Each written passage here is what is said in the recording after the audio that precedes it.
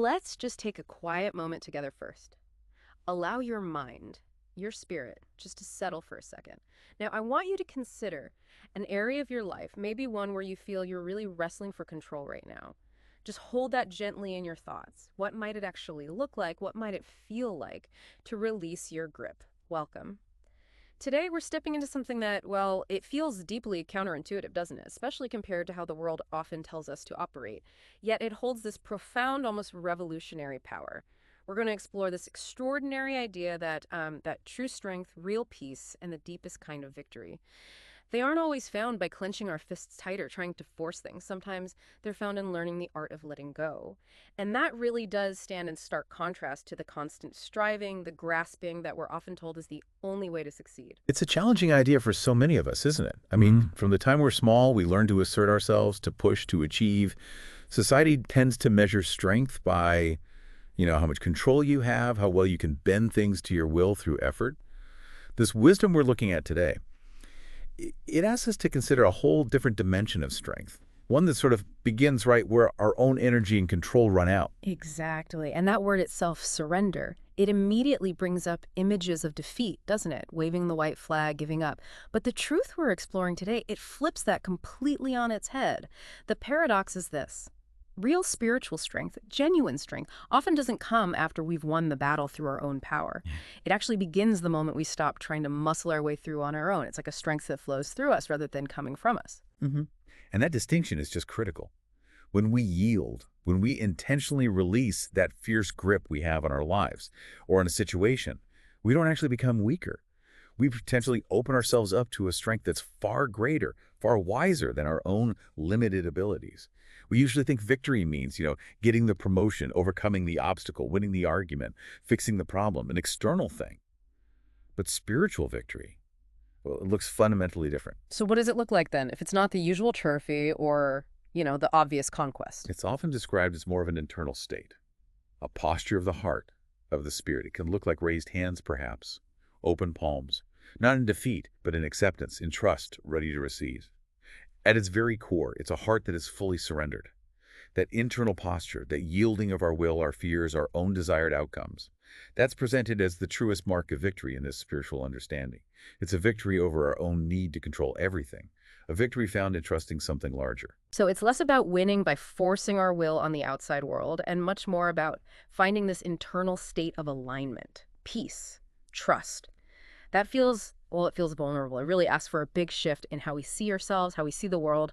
What's the bedrock truth behind this? What gives us the confidence that letting go actually leads to strength and not just failure or being exposed? Well, the foundation for this profound paradox, it's ancient, it's deeply rooted in spiritual wisdom that has really stood the test of time. At its heart is a principle found in Scripture, James chapter 4, verses 7 and 8. It calls us to a very specific kind of relationship, a specific action. It says, "Submit yourselves then to God. Resist the devil, and he will flee from you. Come near to God, and he will come near to you." Submit yourselves then to God. Wow, that's incredibly direct. It doesn't say try harder or figure out a better.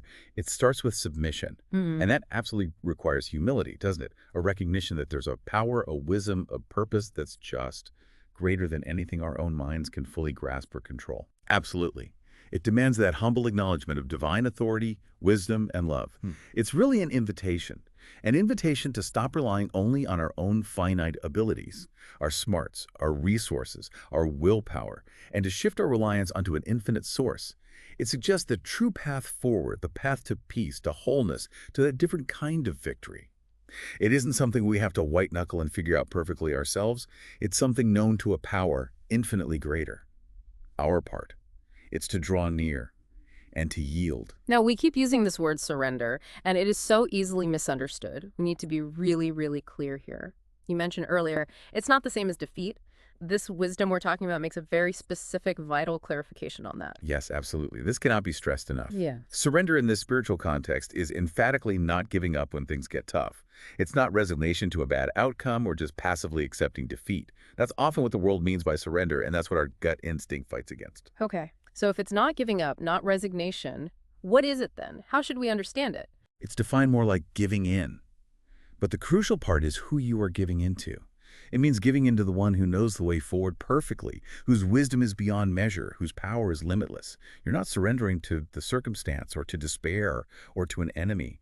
It's an active choice, an intentional choice to align your will with a higher wisdom, and it's rooted in absolute love and truth.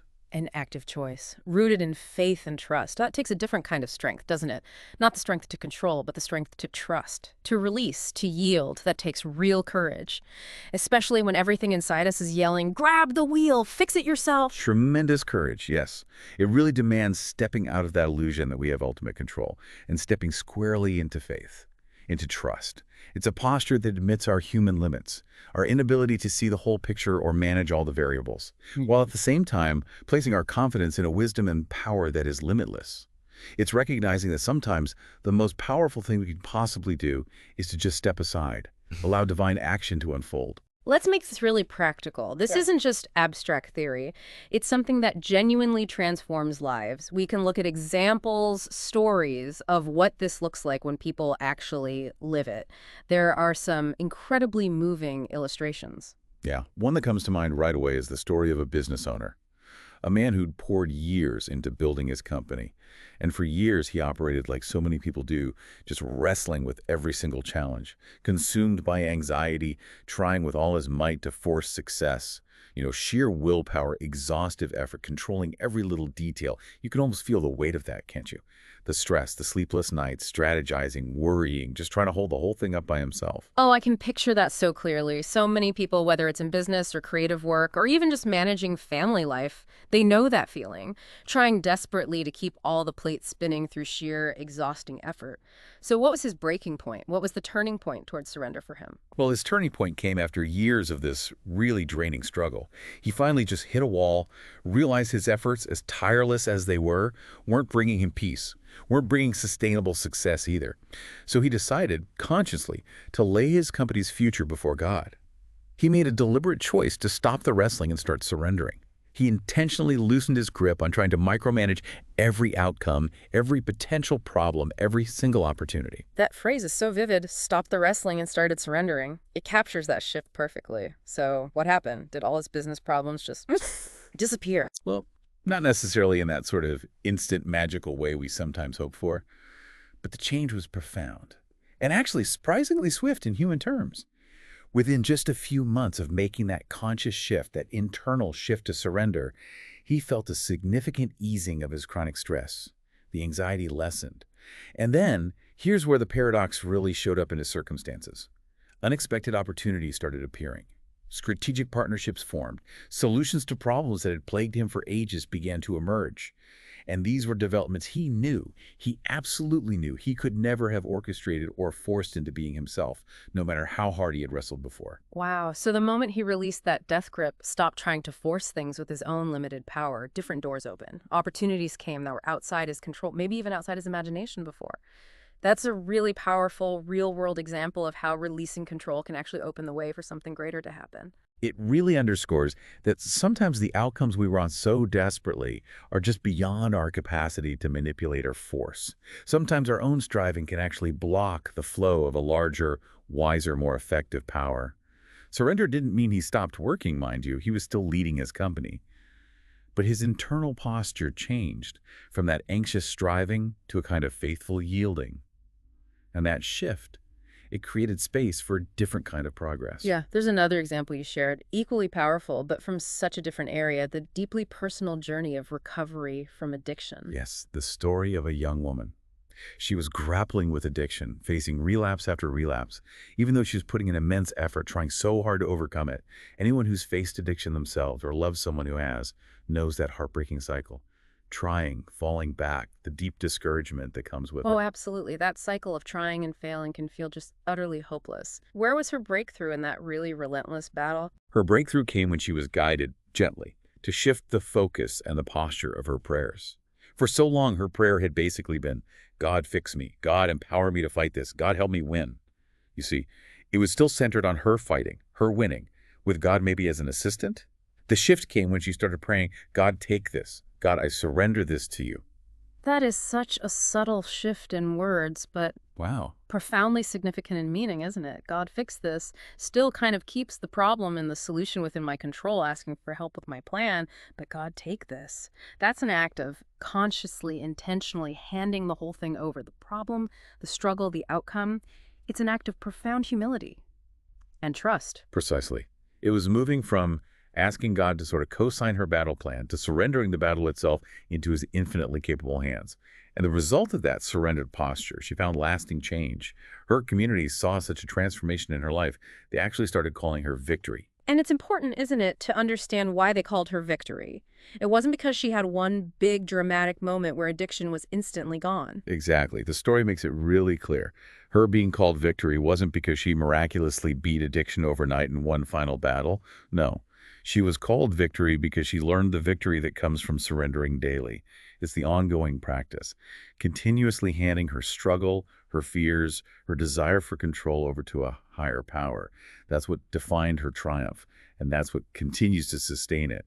It's the victory of a surrendered life, not just conquering one challenge. That really does redefine victory again, doesn't it? It's not some static thing you achieve once and you're done. It's a dynamic process, living in that posture of surrender. These stories, they powerfully illustrate the tangible effects, the transformative power of this principle in such different areas: business, personal struggle. They really do. And these examples point right to the profound benefits, the fruits, that come when we choose this path of surrender. The wisdom tells us this path leads to peace, clarity, and freedom. Peace, clarity, and freedom. I mean, these aren't just nice ideas, are they? They are states of being that so many people are desperately searching for in a world that feels full of anxiety, confusion, feeling trapped. And the crucial point this wisdom highlights is that these benefits, that deep, abiding peace, that clear perspective cutting through confusion, that genuine freedom from being bound by fear and the need to control, they're described as being largely unattainable just through our own human strength. Think about the grinding anxiety the business owner felt. That's the heavy cost of trying to carry that weight of control ourselves. Or the cycle of relapse in the recovery story. That shows the limits of willpower alone against those deep struggles. So this path, this giving in to a higher wisdom, a higher power, it might not always look like the world's idea of grinding out success. Right. It might not follow that conventional, hyper-controlled roadmap society tells us is the only way, but it leads to these deeper, more lasting, soul-level outcomes. Precisely. God's way, you could say, often doesn't make conventional sense to the world's way of thinking. It can look like weakness. It can look like giving up control right when you think you should be seizing it even tighter. But it's this unconventional path, this path of humble submission and trust, that actually leads to that profound peace that passes understanding, that clarity of purpose, that freedom from burdens we were never meant to carry alone. It requires stepping off that exhausting treadmill of just striving and controlling everything, and stepping into a space of trust, of reception. This isn't just a beautiful concept to think about, though. It's a living invitation. It's a path we can actually choose to walk. Not perfectly, maybe, but day by day. For you listening right now, how can you start to engage with this profound truth in your own life? The invitation is really practical and personal. You don't have to try and overhaul everything all at once. That's overwhelming. Start small, just like we did at the very beginning of our time together. Identify just one area of your life where you recognize you're currently trying to maintain that rigid, exhausting control. Maybe it's a worry about a relationship or a financial concern that keeps you up at night, a career goal you're trying to force, maybe a personal habit you're battling with just your own willpower. Just pick one area. Just one area to start. That makes it feel much more approachable, doesn't it? Exactly. Pick one area where you feel that wrestling, that tension of trying to control what might actually be uncontrollable or what maybe is better guided by a wisdom beyond your own. Then just take a pause, like we did earlier, a moment of quiet reflection. And in that moment, engage in a simple, sincere act, maybe prayer, maybe just a focused intention. Intentionally place that specific area with all its complexities, all its uncertainties, into higher hands today. It's a conscious choice. Give in. Trust. Loosen your grip in a really concrete, tangible way. That is a powerful, actionable step. It really takes this profound idea and brings it right down to something real, something manageable, something we can actually do right now. It's not about achieving some perfect state of surrender overnight, is it? It's about making the choice to begin, or maybe to begin again today. It is. Yeah. And it really is a daily invitation a daily practice. The victory isn't in suddenly reaching a state where you never feel that urge to control again. The victory is found in the ongoing conscious choice to surrender, again and again, moment by moment, day by day. As we bring this deep dive to a close, let's circle back to that core truth, that powerful paradox we started with. Sometimes the greatest strength, the most profound peace, the truest kind of victory. It comes not from holding on tighter, not from wrestling and forcing with all our might, but from that courageous act of letting go.